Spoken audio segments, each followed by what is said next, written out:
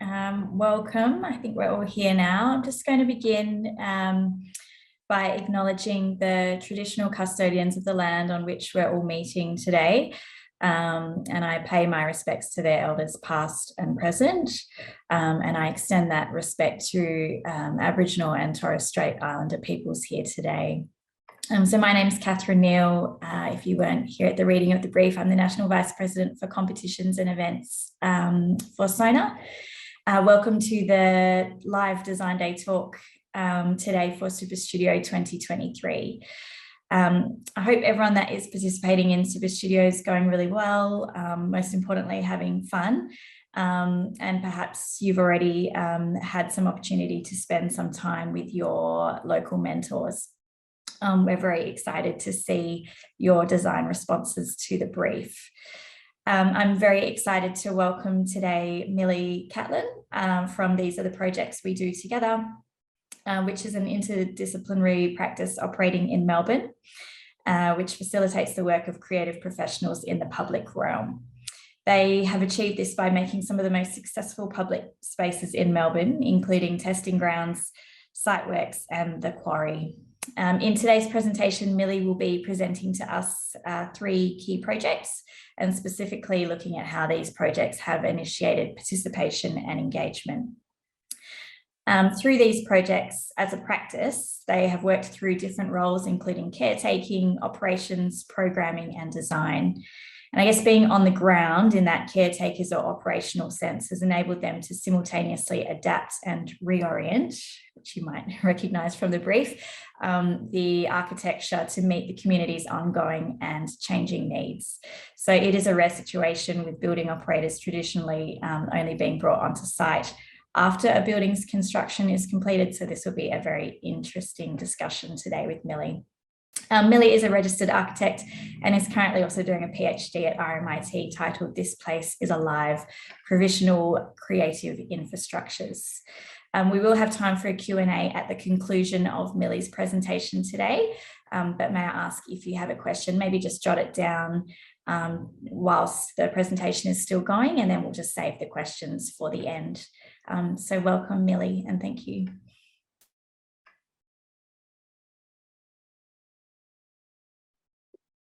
Classic, the mute button. Thank you, Catherine. And thank you to everyone for being here as well. It's great to have everyone coming from all different states around Australia. That's, I will just share screen.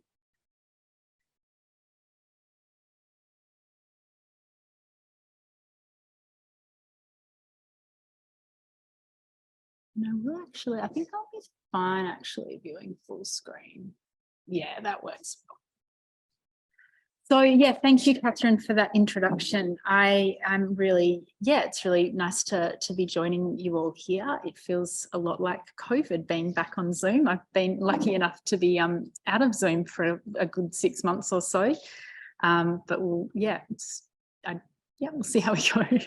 Actually, I won't make any computer mistakes. So this looking through the brief and having a look at the sort of the Super Studio aims and ambitions for this year, I thought I'd really talk about these 2 sort of core parts of the kind of messy work that we do, which kind of the 2 parts of what we do, which I describe as provisional infrastructures, and more broadly, this term I have come to use quite a lot, which is live projects.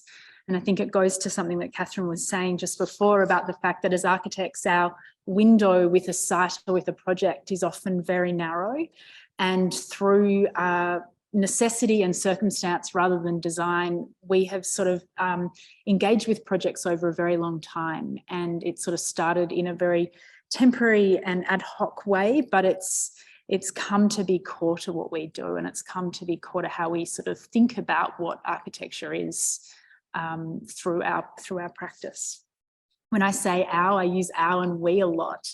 I work with my partner, Joseph Norster, who comes from a theatre and lighting design background. So we're kind of a merging of those 2 areas with architecture, and we work with a sort of a team of people across lots of different sort of creative disciplines, and our team changes based on the projects we're working on. So as mentioned, I'm really going to try and answer these two sort of questions tonight. So how do we'll sort of explore these two questions through 3 projects. How do we invite participation and engagement through our projects? And through this, how can we expand the definition of our agency as architects? Or maybe agency of architecture as well is an interesting kind of parallel to that question.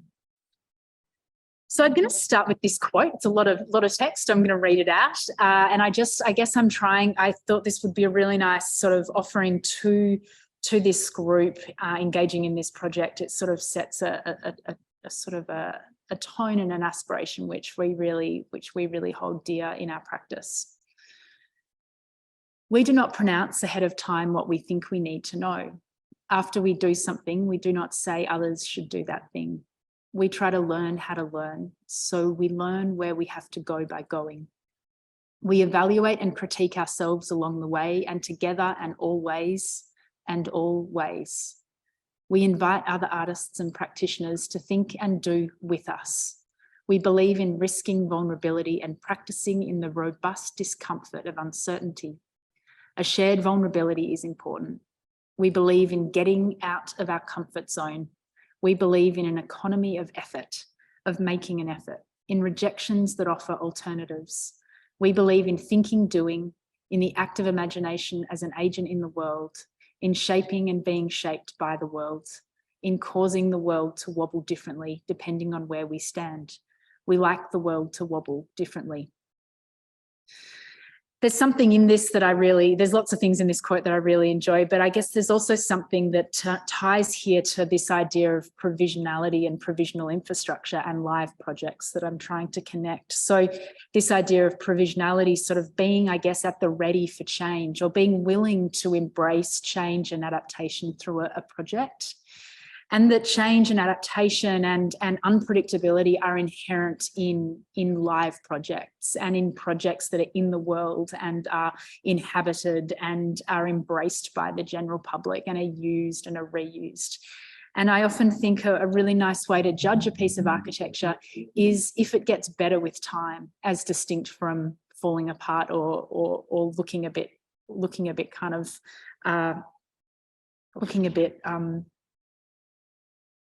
not aging well with time. So this idea that through use something can be better, and it can sort of embrace the messiness and the complexity of the lived reality of projects. So just really quickly, the way our practice kind of works is we operate large site-based projects. So we're often taking on a big site that's got a lot of problems or got an inherent sort of issue with it, and it's through that site that then we foster a lot of smaller projects. So it's not traditionally kind of how an architecture practice would work, but the site becomes the provocation for us. And then through that site, we develop many projects, and a lot of those projects are collaborative. So this being a sort of a screen grab of our website, this is basically a filter. So these major site-based projects filter a really large archive of smaller projects. And I just thought, like, it's kind of interesting, given this Super Studio brief, this idea of a site as a provocation, the kind of what you find in the existing condition as being core to sort of the evolving agenda of that project. And that's how we operate. And the 3 projects I'm going to quite quickly take you through tonight are Testing Grounds, which for many years was down in Melbourne's Arts Precinct. It's recently moved, sorry, my arrows aren't working. It's recently moved to a different precinct, to the Queen Victoria Market Precinct, for those in Melbourne who might know, and we're both across an indoor and outdoor site. I'll also talk to you about an adaptive reuse project in an old school in Brunswick called Siteworks. And then I'll talk you through an ongoing project, which is looking at the rehabilitation of a quarry. And there's just I could talk about each one of these projects for forever, but I'm going to really just focus on these kind of key ideas about how we can kind of think beyond architecture, the agency of architecture, or think as an expanded sort of role of architecture, as well as then this idea of inviting participation and engagement through different design strategies within the projects. So to start with testing grounds, we were originally inhabiting this little unused site down here in the Arts Precinct to the south of the Yarra River. And what's sort of been really core here is this idea of sort of what's the mechanism for access, and how do we get access to this site. So the inherent problem with this site was that it was boarded up, it wasn't being used, it was really seen as a sort of had so many questions around it, no one really knew what to do with it. And so very quickly we started really closely observing the conditions, and the very first thing we did was take down the shade cloth. So I think something that happens on construction sites and something happens on sites that are maybe in waiting or aren't sort of functioning as one would presume they should, is shade cloth goes up and the site is essentially sort of hidden from the public's view. So this idea of exposing a site, even during a construction phase, even during these kinds of phases of projects that aren't sort of termed sort of open or public, we sort of saw as really critical to the initial project. Another sort of mechanism about inviting participation, and I always sort of show this very early picture of testing grounds, which is of the neon sign. So the way in which this neon sign really exposes the systems and the mechanism for how it works is really kind of core to the ethos of a lot of things we do. And I think all too often sort of architecture is really interested in hiding how it operates, or hiding the kind of the infrastructures or the services of the building. And showing and exposing this is something that we really value, and this sort of original picture of the neon really kind of encapsulates that for us. So essentially what we're doing with these projects, and hopefully this is kind of interesting given the brief that you're all looking at, is we sort of see ourselves as as managing a mechanism for access. So all too often, and testing grounds was an example of this, that sites are inaccessible, sites are closed for one reason or another, sites are in waiting in that they have future plans that are taking a long time to kind of resolve. So we often try and come in a really light, and often by necessity a really affordable manner to solve that problem of access. So this started with testing grounds back in 2013 as a very kind of DIY, bring in shipping containers, bring in temporary architecture, do everything under the lens of a sort of a temporary building permits. To really test this example, you can see really kind of simple structures here that are providing film backdrops. Everything was battery powered with car headlights. So electric containers were opened. We did a lot of this stuff ourselves. So systems and processes and construction techniques that are really easy were kind of the first mechanism for access for us. What then happened, and I guess this goes to this idea of iteration through these projects. So unlike maybe architects are often sort of are engaged once to design something, and there's often not that sort of that ongoing engagement with the project. So really, through circumstance, it wasn't sort of intended at the beginning. And through sort of showing the value of this project from the outset, we were able to then come back and redesign this project. This was also done through a temporary architecture mechanism, nothing sort of dug into the ground. It was a very light touch. Everything was bolted together so this thing could get pulled apart and taken to another site and another location. We redesigned testing grounds through this lens, and the remit for this project was very much about open access to an arts precinct, what we call loose, flexible space. So this was day one. This was not how it ended up looking, but these kind of temporary structures, these were actually classed within a building regulatory point of view as carports. So they were very, very inexpensive to build.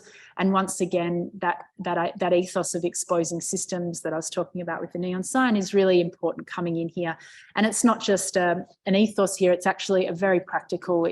And the idea here is that artists, anyone using these spaces for creative projects or creative sort of experiments, is able to really understand and read the building, read it and understand what it can do, plug into it, move it, open these doors, really kind of clip on and connect to this structure.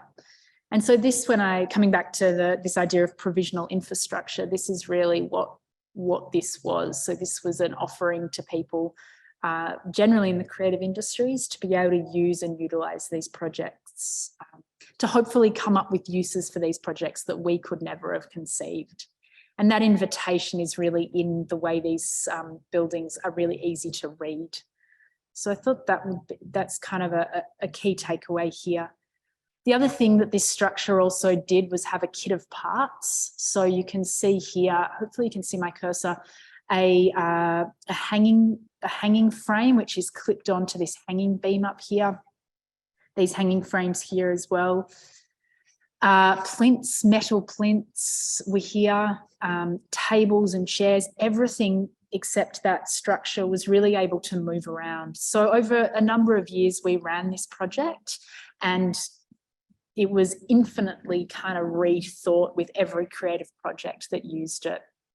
I won't go into how it was programmed because we just don't have the time, but I guess what I want to sort of reiterate here is through our ongoing engagement and this expanded idea of what we do as through architecture, we have sort of been able to learn through every project that came through, and we continued our engagement with the design of this. So later on in the piece, we added these giant industrial fridge strips.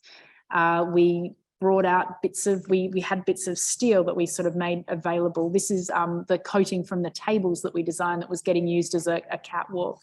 We started deploying really sort of like pallet jacks and really kind of simple kind of tools that became very useful for people's creative projects. So this idea of access to tools, which is a term that I'm taking from the Whole Earth catalogue, if anyone's familiar with that from the 70s, Stuart Brand, this idea of access to tools is really critical to this project and sort of to all our work. And this, I guess, I'm just trying to show here the messy reality of what this project what happened when things happened here and how we were really sort of excited to embrace the messiness of a project. And it's kind of interesting given what you guys are working on, and it's hard in a speculative project to kind of envision what that use could be. But I guess there's something about objects that can be loosely interpreted. So here you can see these are a part of the kit of parts where there are a whole set of different plinths that could be used in different ways. Here one of the plinths is being used as a picnic table. And so ways in which things can be loosely interpreted, we find really valuable in deploying in public spaces or in spaces where you're inviting participation and inviting ad hoc use. Yeah. So this is just a few shots looking at the way in which this project's now moved site. So it's doing a very similar thing, but in a very different context, which is really interesting, but it was really good to sort of put the move to the test and see what happens when you do sort of deploy this boltable, dismountable infrastructure to another site. And there's lots to say about that, but I won't today. We're also in this building in the background here. I'm actually sitting in this building right now. We're now across two sites at this new site. And so there's this kind of relationship in a precinct, which I think is really important as well. And if you are looking at sort of beyond one site at precincts, the kind of something about an aggregated kind of occupation throughout a precinct, I think would be something really nice to think about, and how things can kind of be deployed across a large space, but maybe things that are quite small and have less impact, but are able to have lots of impact with less scale, I guess is what I'm trying to say. I guess another word would be a constellation of elements that can kind of that can move throughout a precinct. And that's kind of what we do here now at the markets. Okay, how am I going for time? 10 minutes. All right. So the second project I'm going to talk about is Siteworks. So sort of jumping scale for those that are familiar with Melbourne, this is Brunswick. We have the Brunswick Bards just here. We're in this kind of site here in the middle of Brunswick. So Brunswick's this really interesting area where you've got residential and light industrial occupying one precinct. And this is an old house that was a heritage house that's now been sort of surrounded by a lot of buildings that was formerly a school before we started operating this site. So I guess there's lots I could say about this project, but it's specifically in relation to this brief and the project you're all working on currently.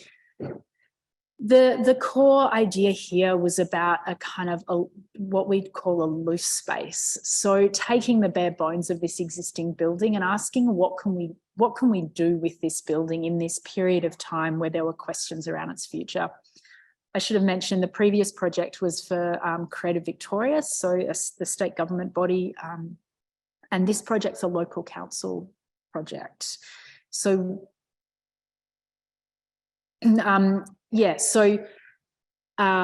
with this project, this idea of loose space was really important, not wanting to be overly prescriptive with what people did, but really, once again, about access to this site. What's the minimum we have to do to get access to the site and to open the site up, and then to allow community use to inform design iteration through occupation. That's really sort of core to this. So getting the doors open, getting the gates open, that was the kind of first job on our list.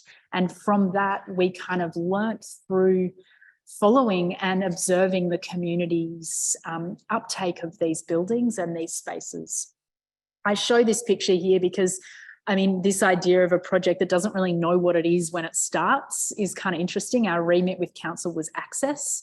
So this piece of signage was really, I guess, talking to that idea of we don't really know what to name this project. We don't even know what this project is yet, but we want to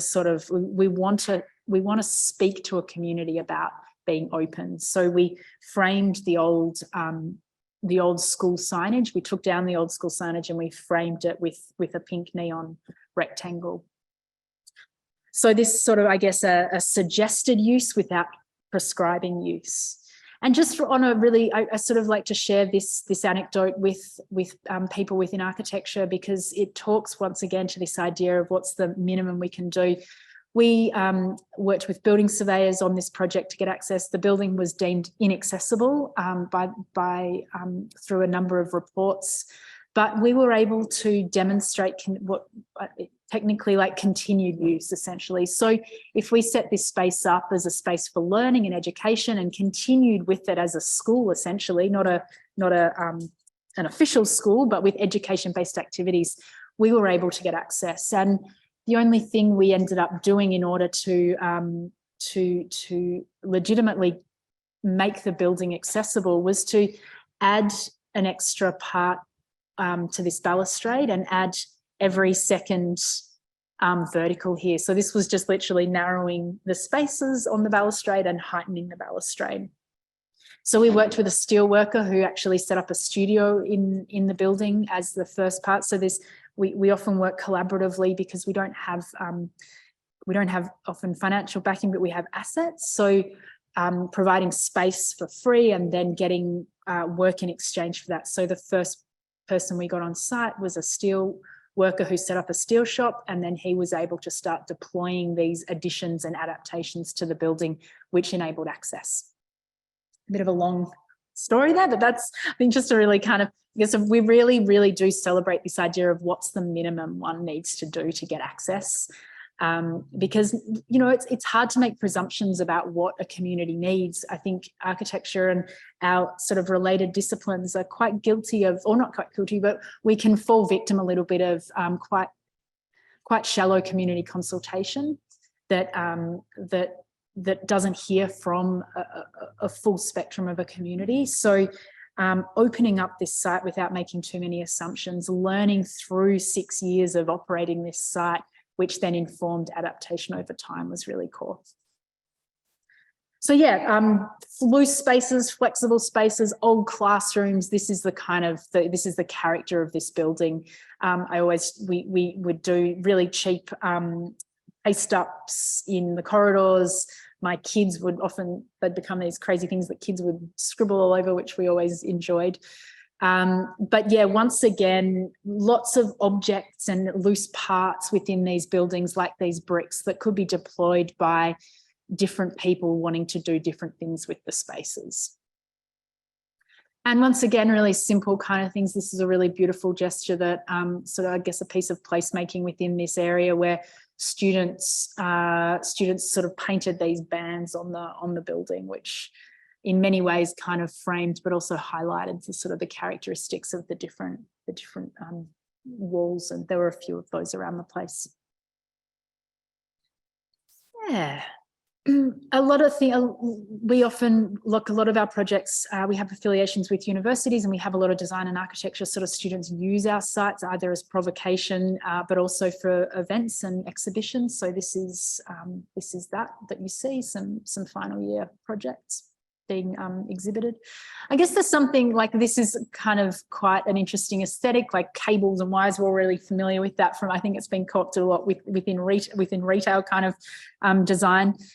I guess there's something in this inherently interesting though, which could also hark back to the testing grounds kind of structure that I was showing, is I guess access to services is something that's really interesting. Sometimes we've been brought onto really problematic sites and been asked questions about, you know, how do we, councils will always want to know like how to sort of make a site really useful, and they think in these really elaborate ways about what they can do to sort of design a space so it becomes useful, especially in public. And often our response is the core thing it actually needs is a power bollard. So a bollard that's got internet and got PowerPoints and can kind of enable people to do what they want to do. I think all too often we can assume what people are going to want to do. And we often fall short of what's actually what people might end up eventually doing. Yeah, so just lots of images here of different uses of this project over time.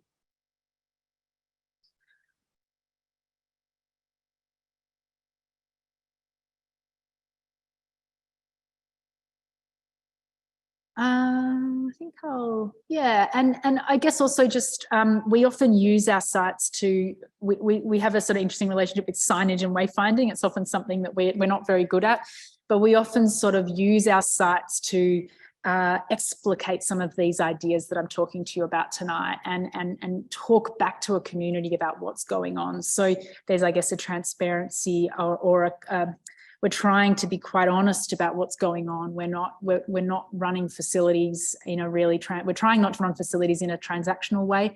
We're trying to kind of let people understand that their use is implicit in these sites and their futures.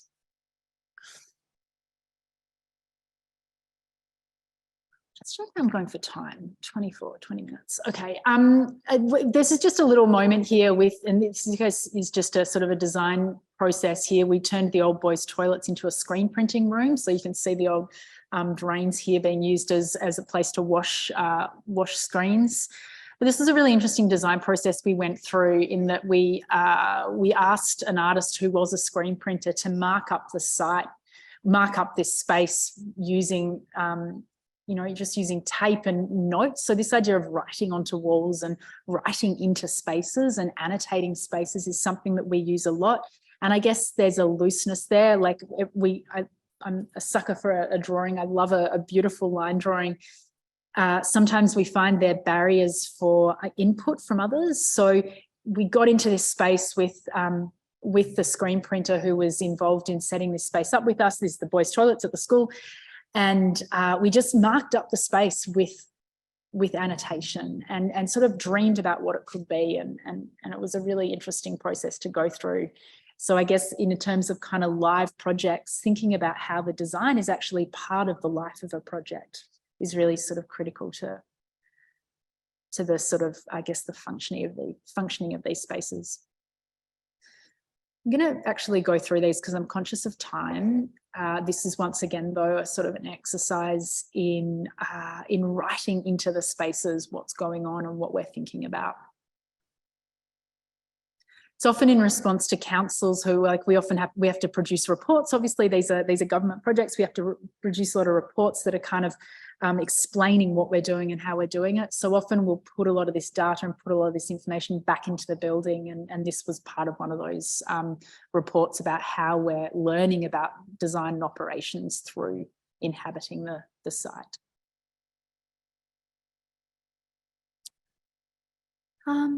Okay, and so in the last couple of minutes, I'm just going to talk about a third project. And I guess the reason this is a regional project, it's a quarry in Beech Forest in the Otways. And I guess I just wanted to bring this project in for a specific reason relating to materials and the use of materials and the reuse and revaluing of materials, which is something we've come to learn.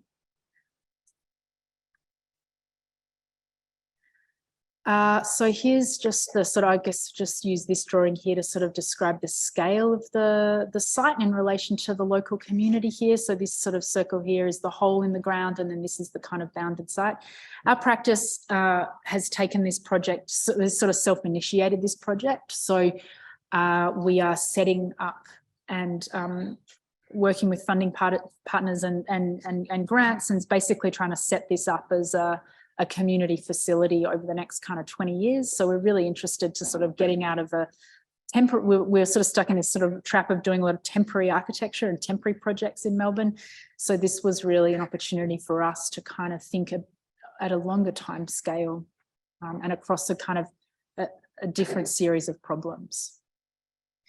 I guess the thing we're also doing with this project, and something I guess I'd offer to the group, is sometimes the problems that are inherent in a site or in a project are actually what provide the most juice or the most inspiration. So here, this hole in the ground it was really a barrier to anyone else doing it.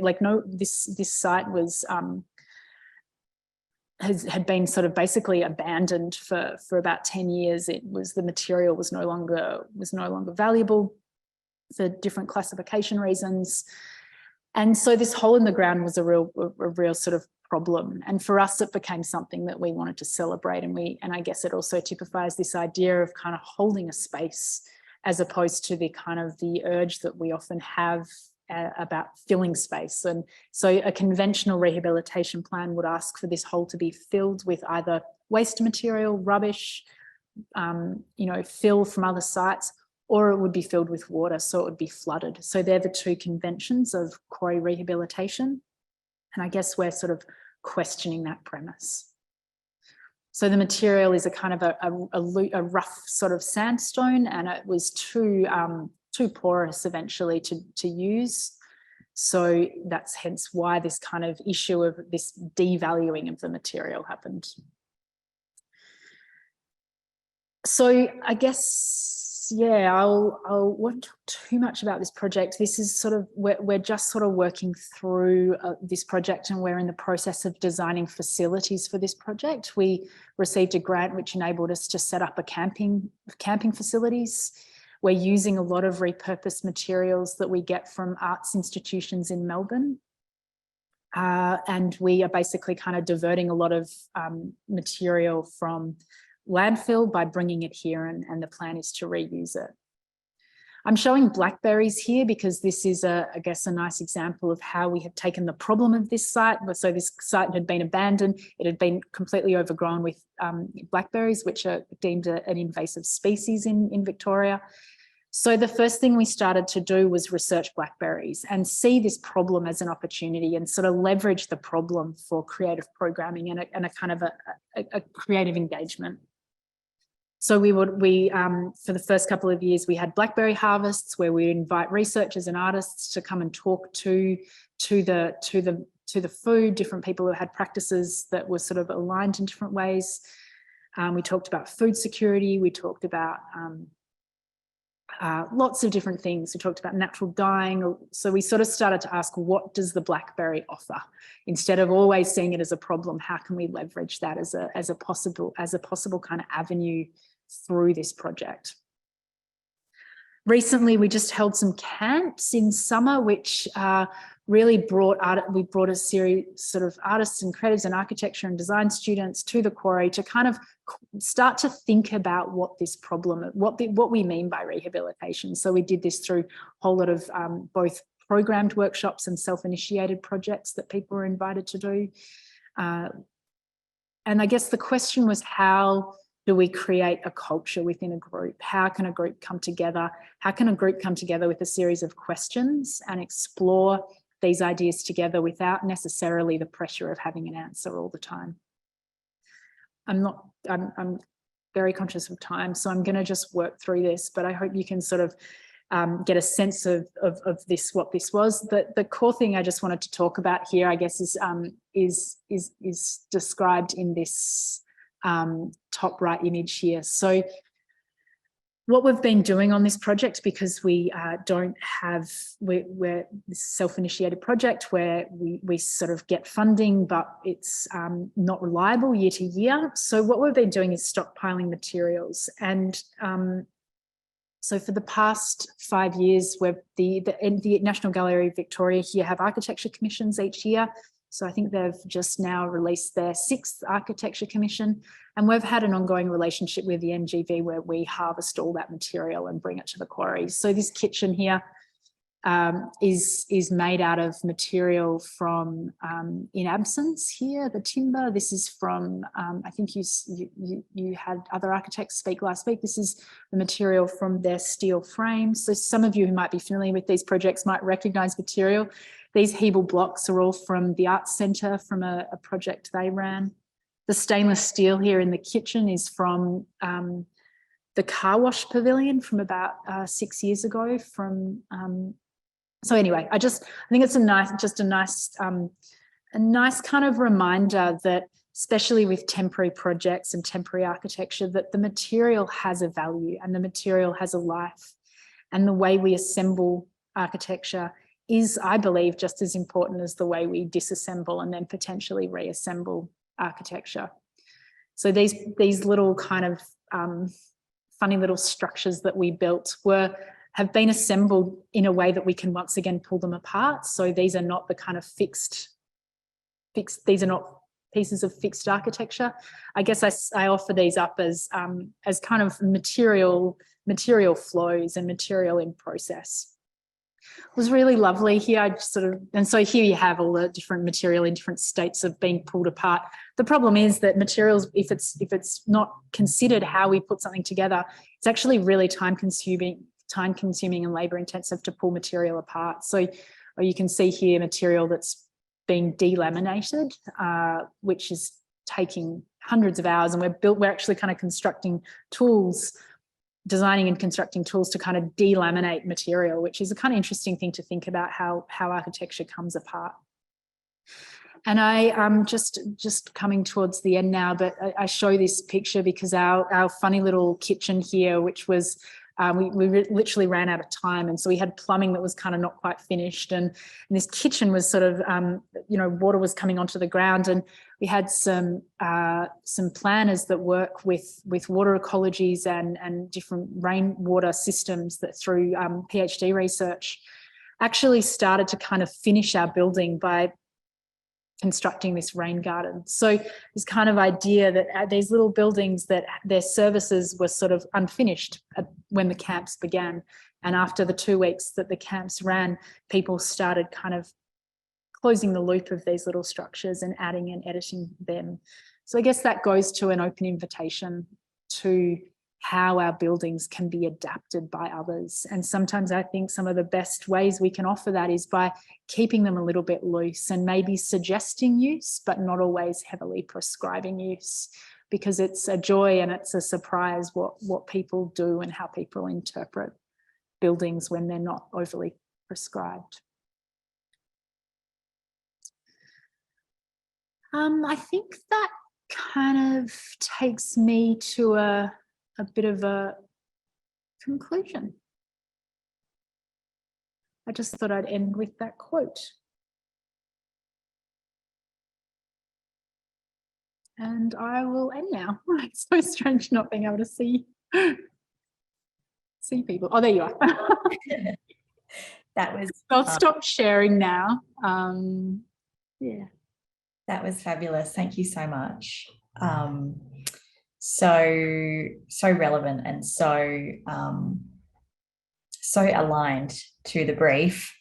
So I'm sure there's a lot of questions that will come through now. And so feel free, everyone, just to either pop it into the chat or just speak. Feel free to turn your camera on as well.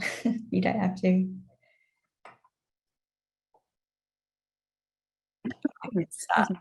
Sorry, where's that? No, I'm coughing.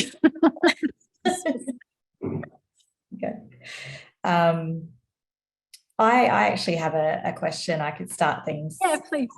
A little bit away from, I guess, the kit of parts and the sort of, I guess, the minimum intervention things that you're talking about today, but still, I think relevant to our brief is going back to testing grounds, and it's in that sort of precinct that is very established. It hosts a lot of really big, I guess, national arts-based organisations, sometimes bringing international artists to Australia. So when you were going about that project, I guess, how did you, there's a lot of themes or words in our brief around accessibility for, you know, I guess the minority or the people who would never have had that opportunity to have, that opportunity to work or to create in such an established precinct, and they now have that, they had that opportunity to be there. How did you, I guess, create that environment where people felt like they were, they could be there and they were worthy to be there?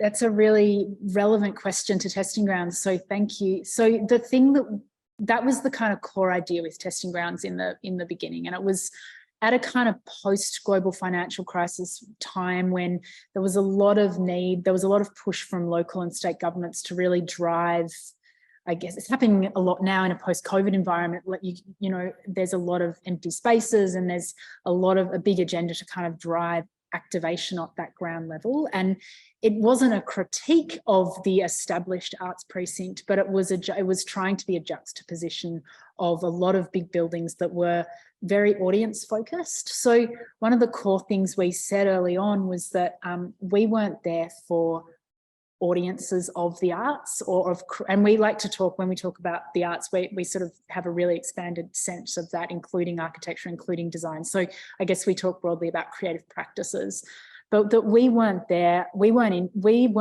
for audiences of the creative practices. We were there for people doing creative work. So we had this idea that we were kind of like the back of house, and it was kind of convenient. If anyone knows the arts precinct area, we kind of down at this other level at the podium of St Kilda Road lifted up, and we were kind of like the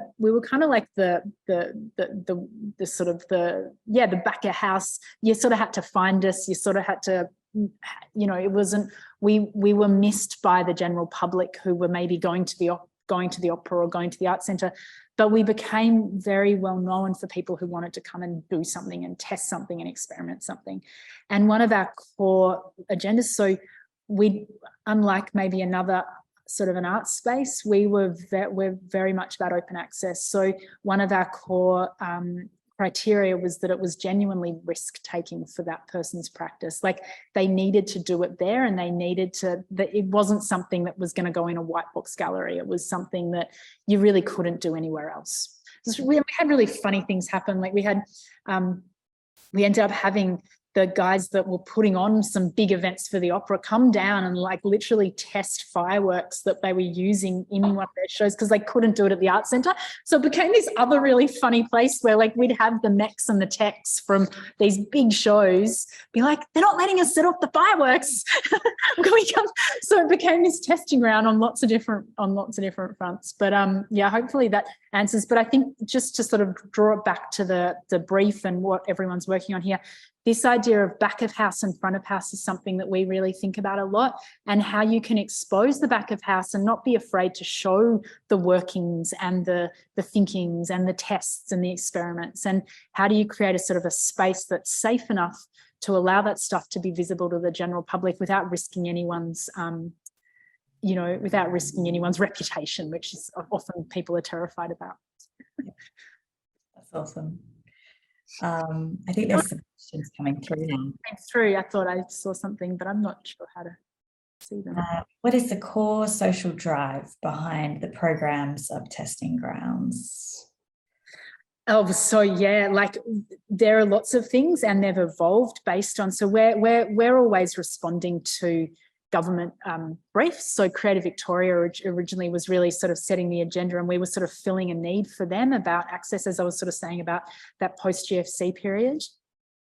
So access is a really core sort of driver for us, as well as experimentation. So going to this idea that things don't always have to work. Things don't always have to be financially viable. Like you don't always have to like often there's a criteria around having to sell tickets. We really try as much as possible to protect creative practices from the kind of bums on seat, what we call the bums on seats metric, which is, ticket sales being the core metric to the success of something. So a lot of what we're trying to do is about that, is about protecting experimentation for the purposes of that. Mm. As a practice, as an architect doing this, I guess there's a question around what's the social agenda that we personally have. It was, and sort of, speaking, I guess, quite frankly, coming out of architecture school and wanting to do things in public, all my projects and all the people I gravitated towards within a university context, all the studio leaders were always working with the civic and working in public realm projects, and that was something I really wanted to do. But getting a foothold into those projects felt really close to impossible at this period of time, around 2012, 2013. So we started doing things on our own, and it sort of led into this site management, site operations, site programming place, which was never intended. It was just a sort of a role that evolved in relationship with local council and local government. Yeah, that's great. Someone has asked, and I guess they've asked in context of testing grounds, but also I guess it's relevant in any kind of civic focused project. How do you deal with, or do you have an issue with vandalism? Yes. Oh my God. So you would not believe how much of our time is spent picking up rubbish.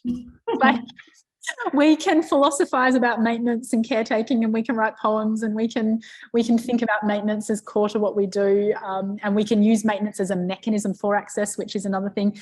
But yeah, we have huge, and especially coming to the markets where we are now. And in fact, I think I've got one on the back of my chair. So I got so sick of picking up rubbish that I got us all high-vis vests, and I actually got the word anthropologist printed on the back of them, because God damn it, I think a lot about humans and society when I'm picking up rubbish. And what has happened? Where's the social contract? Like it's a core problem for us, or not a core problem, it's a core reality for these projects. We don't have a fence around us here. We're completely out in the open. We're in a really, the Queen Victoria Market precinct comes with a huge amount of complexities around, there's homeless and transient populations here. We never know what we're going to find when we turn up to work each morning. It's wild. But I don't also think it should make us less brave or make us less ambitious in public. I think it's really critical that we actually, I genuinely, when we write anthropologist on our jackets, like I genuinely think these moments of seeing vandalism happen and understanding the conditions and the sort of the cultural kind of or social political reasons these are happening are actually really important to grapple with and think about. And they shouldn't necessarily make us just try and make our buildings and structures vandalism proof. We should actually be thinking about what's going on here. I think they're beautiful insights into the world as it is. Sometimes really scary.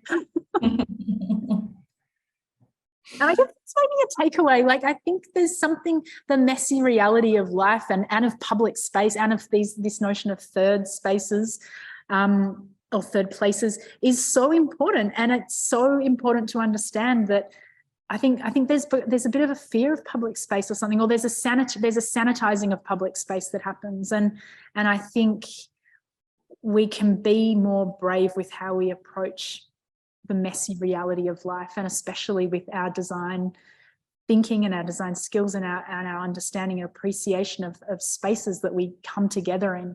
I think that's really, really important. And it's not easy, and I don't have any solutions or answers, but every day when I arrive and there's graffiti and there's rubbish and we have to deal with it, I try and think positively about it. Yeah. James has asked, how do you consider an iteration a success, or when to move on to another design intervention or something different entirely? Is there a set of desired outcomes loosely defined early on in the process? It's a good question. Yeah, I could answer that in a few different ways. I'm thinking about how it's useful for you guys.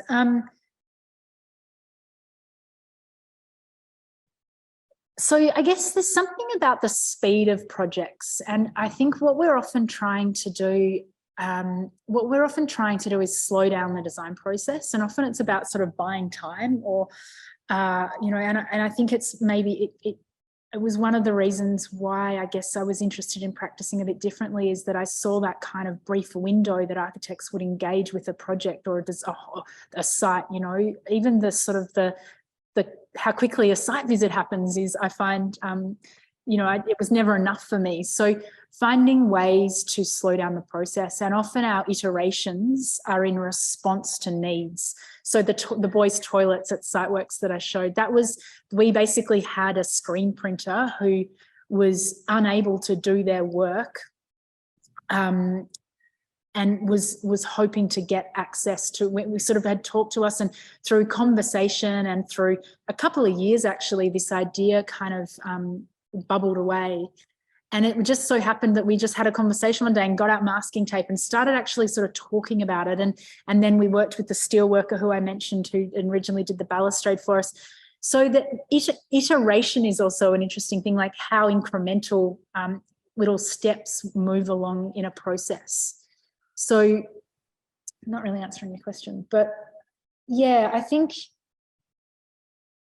success is also measured by use. So we're often, if something's not getting utilised, or if there's the capacity to kind of fund something to make it more accessible, that'll often be what prescribes that iteration. Something really interesting is happening. So we're designing the shed at the quarry at the moment. We're trying to basically design a building there to accommodate camps. It's very wet there. It's one of the highest rainfall places in Victoria. So we really need a big undercover space. So big sheds, the kind of agricultural shed has been our sort of our core driver there of like, well, what do we need?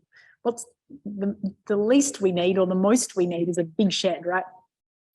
And so we were going through the process of costing agricultural sheds, and literally, many of you might know that that process basically it's basically like a building out of a catalogue. It's kind of amazing and also scary at the same time. But we sort of found that what would happen was that, we were getting all the quotes and we're getting all the kind of logistics coming through of how it would happen, and big trucks would arrive, and basically the shed would get built. We were looking at about 100-metre long shed, so quite a big shed. And about 15 between about 15 and 18 metres wide. But it was literally going to get built in about 3 days. And it was kind of just horrifying to us that we couldn't inhabit the construction better. So we've gone through many iterations. I'm just getting my jacket/blanket. It's very cold here.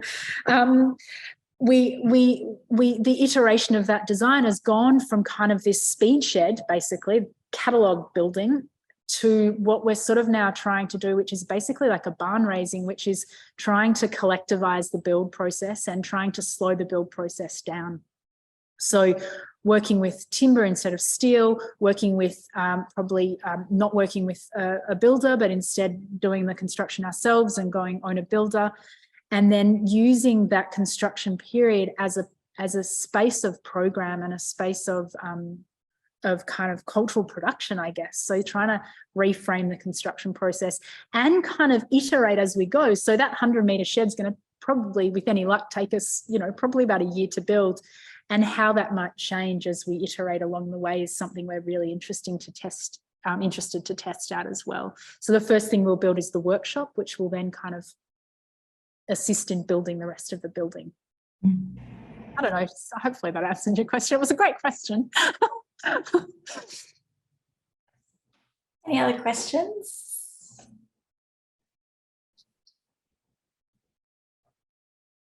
Some comments there. I just have it. I'm very curious about the shift from, is it with testing grounds when it shifted from that initial space to the markets, and did the atmosphere change, or did it all kind of change, or was it kind of nurtured across? Catherine, it's been really tough, to be really honest. But at the same time, we are really fortunate to have gotten this building. So we moved in the middle of COVID, and construction prior, we had difficulties even finding a builder to help us. It was a really tricky time, and if anyone, probably everyone knows this, but councils have really been at the kind of coalface of COVID recovery. So a lot of councils are very understaffed, working, doing huge jobs to kind of bring the city back. So it's been hard moving, but on the flip side, being in this much more public space down at the Arts Precinct, we were kind of, as I sort of said, out of the way, back of house, kind of behind the Arts Centre.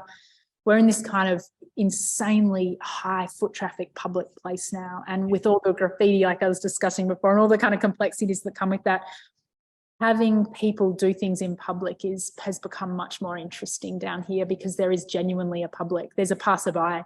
There's thousands of people that walk through testing grounds every market day. So that exposure to a general public, and so we repositioned, I guess, what the site was trying to do, and that it was very much about engaging with the public and experimenting in public. So yeah, it has, and it's as many of you might have seen, there's huge announcements about the redesign of this whole area. So we're kind of also, and there's tension between the traders at the market and local council. So we're sort of in the middle a little bit, and we're navigating it. But this building I'm in has been a really wonderful thing to offer creative projects, because we don't have any indoor space across the road because of issues with the construction process during COVID. Yeah. But please, I'm like, if anyone's got any further thoughts, or anyone wants to come visit, we can, please, if you're in Melbourne, do reach out. Each of our projects has its own website with more information. And if you're interested in the camps, we're continuing to, the first camps we ran just this February, where they were really an initial experiment, but we're continuing to run those, and we're really keen to work with students, and especially students of architecture. So please, there's a little form where you can join. It's not like a mailing list. It's just like, if you want to come on a camp, we'll get in touch when we're running the next one. And if you want to come and do a barn raising with us, you're welcome. Thank you so much. It doesn't look like, I thought we'd have a few more questions, but we don't as yet. Just a lot of gratitude coming through in the comments. And so, I guess we'll wrap things up. I just wanted to extend the most sincerest thank you to Millie for presenting today. In case you weren't aware, she's also one of our national jurors, so it's great to have your time and experience in this competition this year. Everything that you're doing with the practice is just really fabulous, and it's a great inspiration for students. So thank you so much. Thank you. Thank you everyone for tuning in. Good luck to everyone who is doing Super Studio, and I hope you're tracking well. Yeah, totally. All the best for the proposals. I can't wait to see them. Thank you, everyone. Thank you.